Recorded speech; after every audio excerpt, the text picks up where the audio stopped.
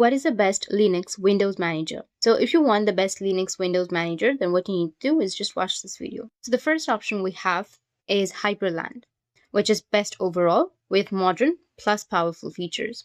It's Wayland based, very modern. It has smooth animations, rounded corners, blur effects. So why it is number one? Because it combines performance plus looks plus features better than anything else right now. It's also great if you want a beautiful plus powerful setup. It's highly customizable, like themes, layouts, and effects. On number two, we have Sway. It is best for stability. Wayland is a replacement for i3. Extremely stable and lightweight. No fancy animations, just pure productivity, which is known for being simple, efficient, and stable. At third, we have i3, which is best for beginners. It's classic tiling window manager, and it's super stable and easy to learn. It has a huge community and guides. It works everywhere, even older systems as well. It's still popular due to simplicity and consistency. So there's no universal best Windows manager.